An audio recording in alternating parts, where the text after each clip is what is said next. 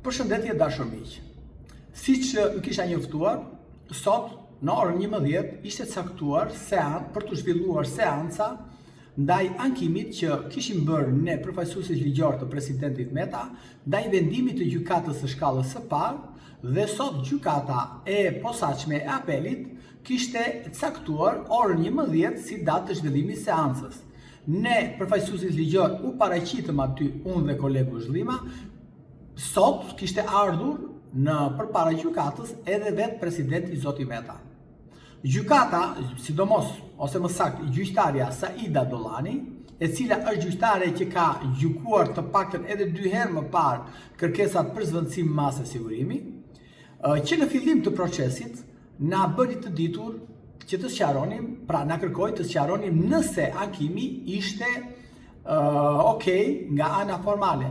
Patyshim ana formale është ana nëse është paraqitur brenda afatit ligjor, nëse kërkesa është firmosur nga i pandeuri ose nga kërkuesi dhe avokatët e tij ligjor, dhe patyshim edhe gjykatës që gjykata kompetente. Ne e kishim firmosur ankimin sipas dispozitës së kodit të procedurës penale. Pra, unë dhe kolegu Zhlima ishim ankuesit duke patur parasysh faktin që kishim një akt përfaqësimi të lëshuar nga presidenti Meta. Por gjithashtu zoti Meta ishte prezent në seancë dhe ai e kryeu vetë legjitimimin aty. Dhe zonja Dollani pasi dëgjoi dhe ne, ajo vendosi u tërhoq për vendim dhe të vendosi mos pranimin e apelit, pra ankimit.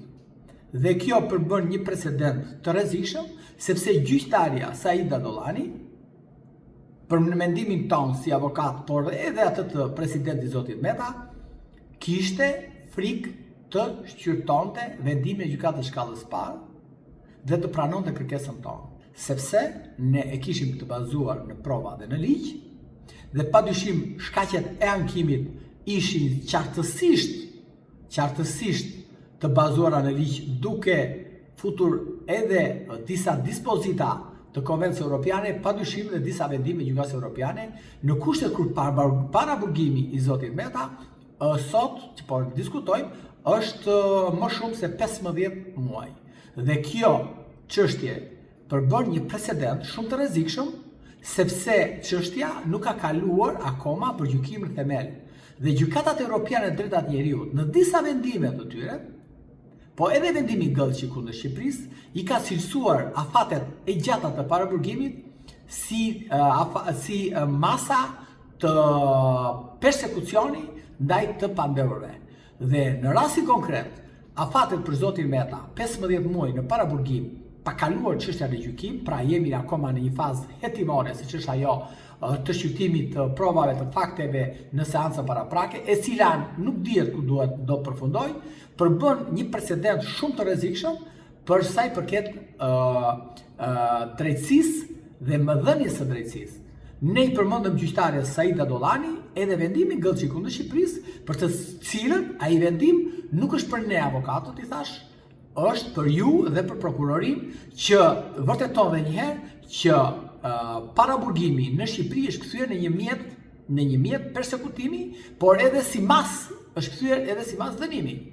Dhe gjyqtarja Saida Dollani, unë nuk kisha në fakt asnjë besim tek ajo gjyqtare, e njoh, s'kam asnjë lloj as respekt si gjyqtare, në kuptimin jo si njeri, po si gjyqtare, në ana profesionale, por padyshim i përmenda që është turpi i drejtësisë, i kësaj drejtësie dhe i kësaj politike, që sot pas 15 muajsh presidenti i Republikës, njeriu i cili ishte promotori, ai që bëri bashkë të gjithë aktorët dhe faktorët që Shqipëria të kishte një drejtësi sa më të mirë, pra flasim për reformën e drejtësisë, dhe përsëri sot gjendemi në një drejtësi persekutore, inkuizitore, dhe mbi të gjitha një drejtësi bolshevike, që është për turpin e shqiptarëve dhe për turpin e të gjithëve i mbuloft.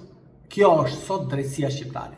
Dhe njerë, kaq kisha për sa i përket këtij seance. Ne do vazhdojmë betejën tonë, do kërkojmë zvendësimin e masës së sigurimit, sepse jemi në të drejtën tonë të lishme.